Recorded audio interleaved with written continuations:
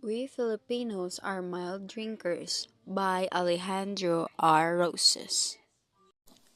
When the Americans recaptured the Philippines, they built an air base a few miles from our barrio.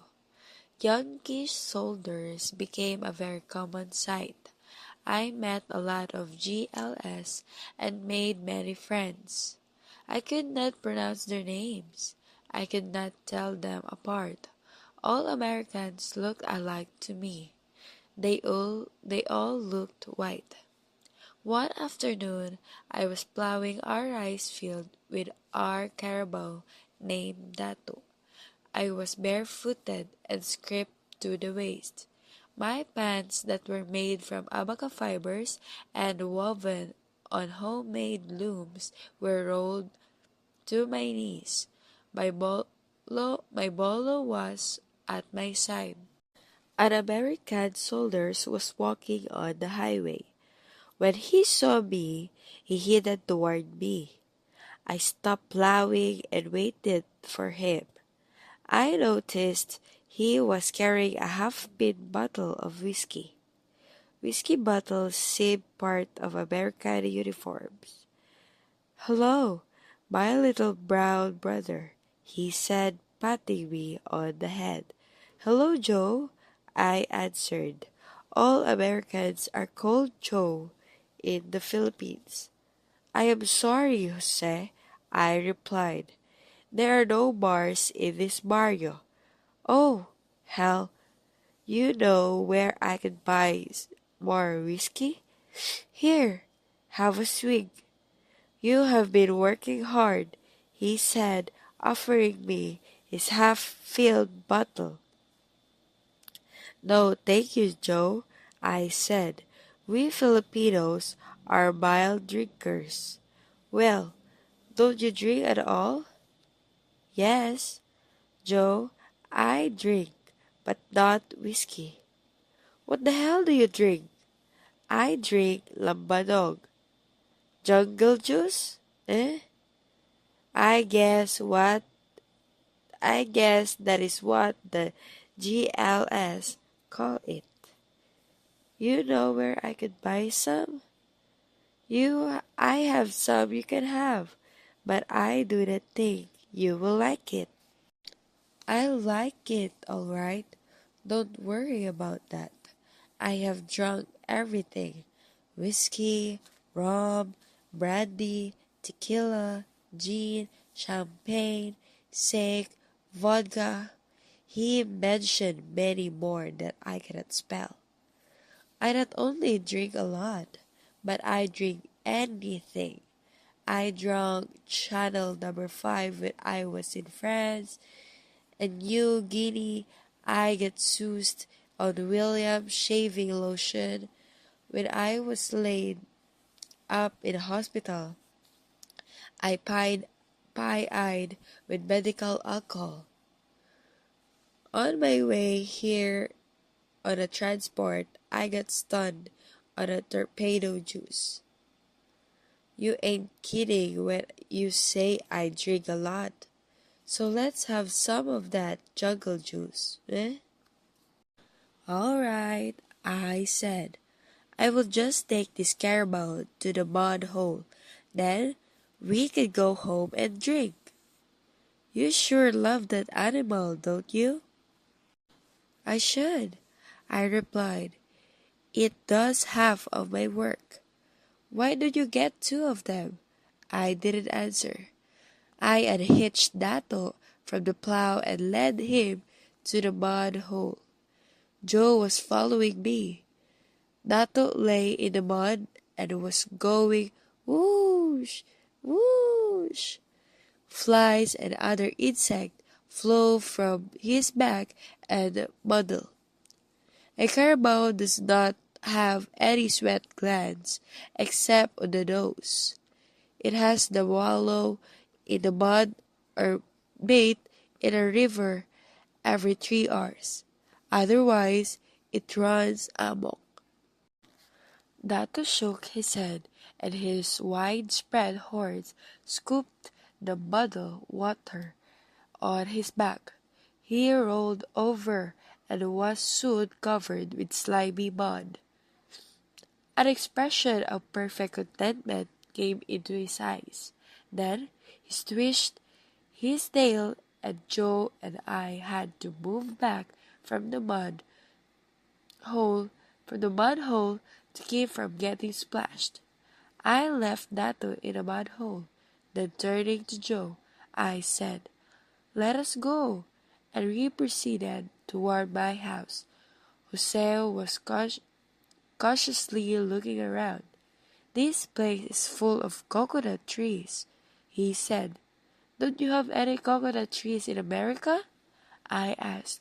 "No," he replied. "Back home we have the pine tree." "What is it like?" "Oh, it is tall and stately. It goes straight up to the sky like skyscraper. It symbolizes America." "Well," I said, "the coconut tree symbolizes the Philippines.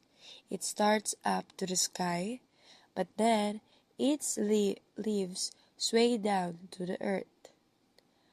As if remembering the land that gave it birth, it does not forget the soil that gave it life. In a short while, we arrived in my Nipia house. I took the bamboo ladder and leaned it against a tree. Then I climbed the ladder and picked some calamansi. "What's that?" Joe asked. "Philippine lemon," I answered. "We will need this for our drinks." "Oh, chasers?" "That is right, Joe. That is what the soldiers call it." I filled my pocket and then went down. I went to the garden well and washed the mud from my legs. Then we went up a bamboo ladder to my hut. It was getting dark, so I filled a coconut shell, dipped a wick in the oil, and lighted the wick. It produced a flickering light. I unstrapped my bolo and hung it on the wall. "Please sit down, Joe," I said. "Where?" he asked, looking around. "Right there," I said, pointing to the floor. Joe sat down on the floor. I sliced the calamansi in halves, took some rough salt and laid it on the foot-high table.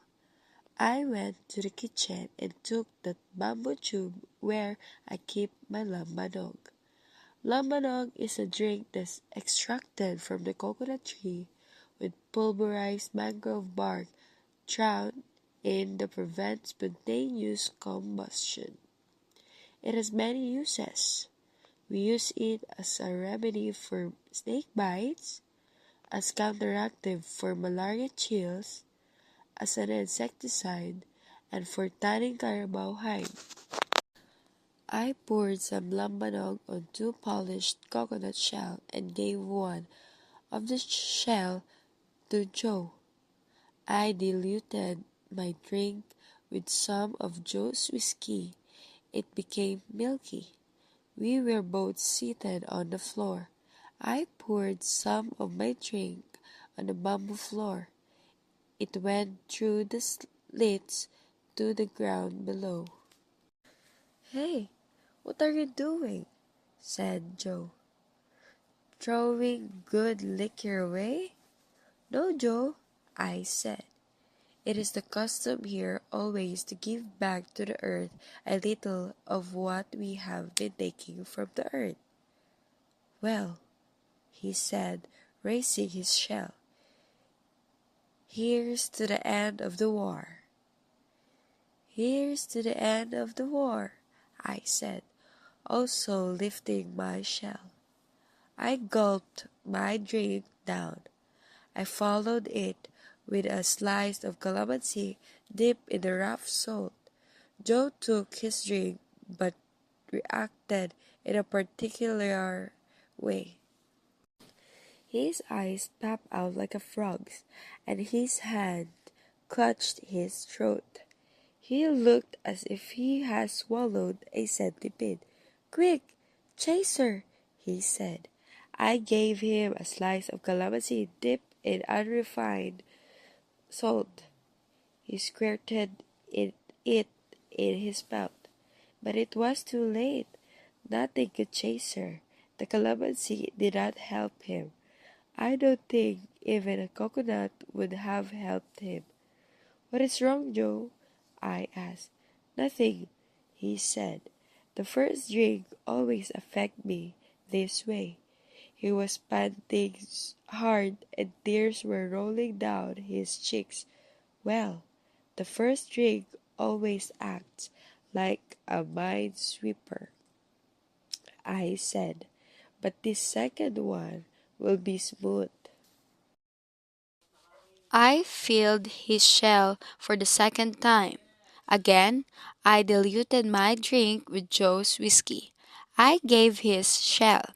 I noticed that he was beaded with perspiration. He had unbuttoned his collar and loosened his tie. Joe took his shell, but he did not seem very anxious. I lifted my shell and said, "Here is to America." I was trying to be a good host. "Here's to America," Joe said. We both killed our drinks. Joe again reacted in a funny way. His neck stretched out like a turtle's, and now he was panting like a carabao gone berserk. He was panting like a carabao gone amok. He was gasping his thigh with one hand. He looked down on his thigh, threw it to one side, and said, "Oh Christ!" For a while I thought it was my tongue. After this, he started to tinker with his teeth. "What is wrong, Joe?" I asked, still trying to be a perfect host. "Plenty. This damn drink has loosened my bridge work." As Joe exhales, a month flying about around like flickering flame fell dead. He looked down on his thigh, threw it to one side, and said, "Oh Christ!" For a while, I thought it was my tongue. After he, After this, he started to tinker with his teeth. "What is wrong, Joe?" I asked, still trying to be a perfect host. "Plenty. This damn drink has loosened my bridge work." As Joe exhaled, a moth flying around the flickering flame fed dead. He stared at the dead moth and said, "And they talk of DDT? Well, how about another drink?" I asked. "It is what we came here for." "No, thanks," he said. "I'm through." "Okay, just one more." I poured the juice in the shell and again diluted mine with whiskey. I handed Joe his drink. "Here's to the Philippines," he said. "Here's to the Philippines," I said. Joe took some of his drink. I could not see very clearly in the flickering light, but I could have sworn I saw smoke coming out his ears. "This stuff must be radioactive," he said. He threw the remain of his drink on the nipa wall and yelled, "Blaze! God damn you, Blaze!" Just I was getting in the mood to drink, Joe passed out. He lay on the floor flat as a starfish. He was in class all by himself. I knew that the soldiers had to be back on their barracks at the certain time. So I decided to take Joe back.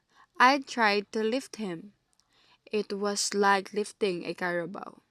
I had to call four of my neighbors to help me carry Joe. We slung him on the top of my carabao. I took my bolo from the house and strapped it on my waist.